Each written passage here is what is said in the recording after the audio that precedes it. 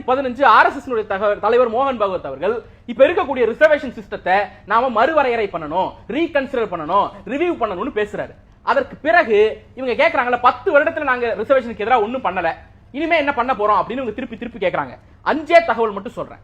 1, EWS என்கிற ஒரு reservation கொண்டு வந்து பொது போட்டியில இருந்த 10% இடங்களை முன்னேறிய வகுப்பை சேர்ந்த பார்ப்பனர்கள் மற்றும் இதர முன்னேறிய சாதிகளுக்கு கொடுத்ததன் மூலமா அந்த பொது போட்டியில இருந்த எஸ்சிக்கான இடத்தை, எஸ்டிக்கான இடத்தை, ஓபிசிக்கான இடத்தை, ஏன்னா ஓபிசில மட்டும் போட்டி போட மாட்டேன், ஜெனரல்லையும் போய் போட்டி போடுவேன், அந்த 50 இடத்தை 40 சுருக்குறாங்க. இதன் மூலமா ஓபிசி எஸ்சி எஸ்டி பாதிக்கப்படுறாங்க. இவர் சொல்றாருல ஓபிசி எஸ்சி எஸ்டி இடங்களை தூக்கி முஸ்லிம்களுக்கு கொடுக்க போறாங்கன்னு, உண்மையிலேயே ஓபிசி எஸ்சி எஸ்டி இடங்களை தூக்கி பார்ப்பனர்களுக்கும் பார்ப்பனர் உள்ளிட்ட முன்னேறிய சாதிகளுக்கும் கொடுத்தவர் மோடி.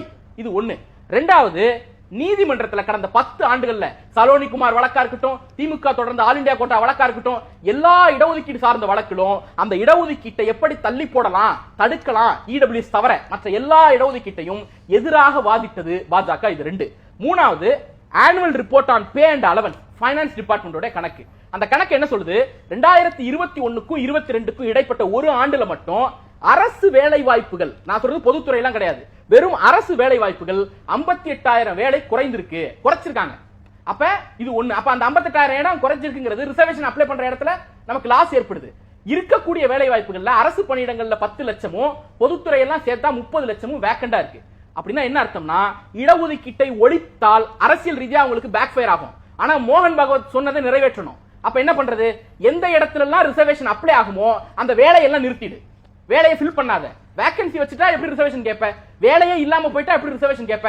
அரசு பணியிடங்கள்ல மட்டும் தான் நமக்கு ரிசர்வேஷன் இருக்கு. அப்ப அரசு பணியிடங்கள்ல நம்ம குறைச்சிட்டோம்னா, முக்கியமான விஷயம், இதுவரைக்கும் இந்திய வரலாற்றிலேயே இல்லாத அளவுக்கு செயலாளர்கள், அதாவது துறைகளினுடைய செயலாளர்கள், செக்ரட்டரி, டெபுட்டி செக்ரட்டரி, டைரக்டர் உள்ளிட்ட ஐஏஎஸ் ஆபீசரே 20 வருஷம் 30 வருஷம் எக்ஸ்பீரியன்ஸ் ஆனவங்க மட்டுமே வந்து உட்காரக்கூடிய அந்த உயர் பொறுப்புகள், இந்த நாட்டினுடைய தலையெழுத்தை தீர்மானிக்கக்கூடிய அந்த பொறுப்புகளை லேட்டரல் என்ட்ரி மூலமா இவங்க எடுத்தாங்க மோடி அரசு.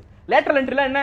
அதாவது அவங்க யூபிஎஸ்சி எழுதி 5 வருஷம் யூபிஎஸ்சி ப்ரிப்பேர் பண்றான், பிரிலிம்ஸ் எழுதுறான், மெயின் எழுதுறான், இன்டர்வியூ எழுதுறான், இவ்வளவுக்கும் தாண்டி கஷ்டப்பட்டு உள்ள வந்து 10 வருஷம் 30 வருஷம் எக்ஸ்பீரியன்ஸ் ஆன பிறகு கிடைக்கக்கூடிய ஒரு போஸ்ட பிரைவேட்ல வேலை பார்க்குற ஒருத்தவங்க எக்ஸலன்ட்னு சொல்லி அவங்களுக்கு கொடுக்குறீங்க. அப்படி பிரைவேட்ல கொடுக்கும் பொழுது அந்த ஏதாவது ஒரு பணியிடத்துல ஒரு ஓபிசி கொடுத்திருக்கீங்களா, ஒரு எஸ்சி கொடுத்திருக்கீங்களா, ஒரு எஸ்டி கொடுத்திருக்கீங்களா? அவ்வளவு பேர் முன்னேறிய சாதியை சேர்ந்த பார்ப்பனர்களும் அவர்களை சார்ந்தவர்களும். அப்ப லேட்டரல் என்ட்ரி மூலமாக உயர் பொறுப்புகளுக்கு இருந்த இடஒதுக்கீட்டை ஒழித்து கட்டியது பாஜக. இப்படி தொடர்ந்து இடஒதுக்கீட்டுக்கு எதிரான செயல்பாடுகளை பாஜக செய்து கொண்டே